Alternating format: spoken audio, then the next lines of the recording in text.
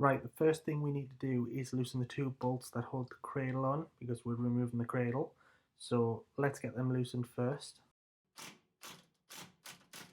You don't want to take them all the way out, just loosen them off enough to get a little bit of movement on the cradle. Once you've got them loose, give your 4 mountain bolts a good clean because they're probably full of crud.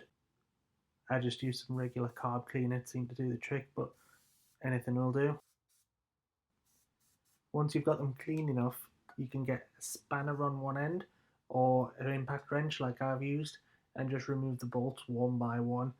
Dead simple, should be easy enough to come out. If not, give them a bit more of a clean.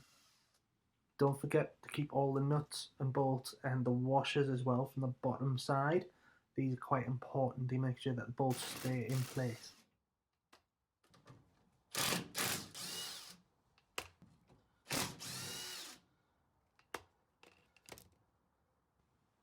Make sure that the weight of the gearbox is taken up, but only just. You don't want to put too much pressure on those mountain bolts because we're going to be taking them out. Remove those mountain bolts one by one. They might be a little bit stiff, so I don't know whether you want to use a spanner or an impact wrench like me.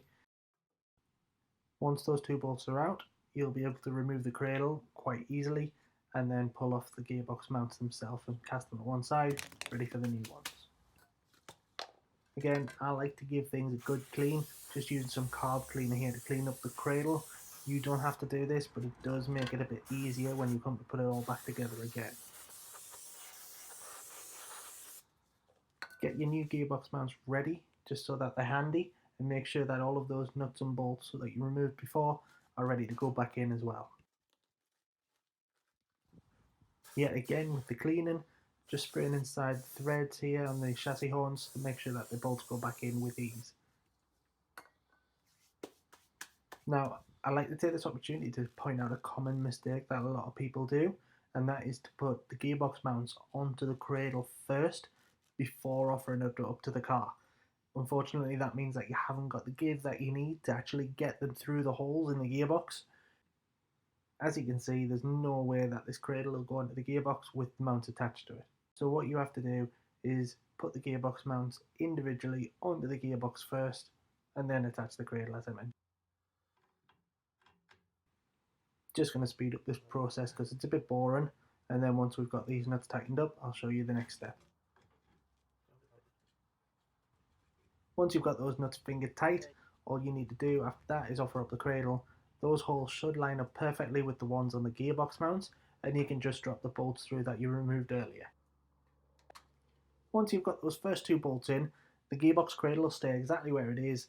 You can easily line up the other 2, get the bolts in, tighten them up to a certain degree, and you're ready to move on to the next step. This bit's really easy. It's pretty much just the reverse of what we did when we were removing them, and that's to get a spanner on one end, use another spanner, or like I said, an impact wrench as I'm using, tighten them up one by one, all 4 of them, and then once you've got them all tightened up, we're ready to move on. Once they're in place, use your spanner to give them a good nip up so that they're really tight. This is going to make sure that they don't come loose later. Use your jack to take the weight of the gearbox and lift it until the holes in the cradle line up nicely with the holes with the thread in the chassis forks for your big bolts to go back in again. I can't stress how important it is to be careful here because the last thing you want to do is cross thread these bolts into the chassis. That's going to ruin your chassis. It's going to take a lot of work, so take your time, and if it feels stiff, back it off a little bit, clean the thread and try again. Once you're happy that they're not going to cross thread, wind them all the way in. Once they get to the end of the thread, nip them up with your spanner. Not too much, but you do want them to be nice and tight and secure. Once you've done that, we're almost ready to let the weight off the car and be done. Job's a good one. Go and put the kettle on and have a cup of tea.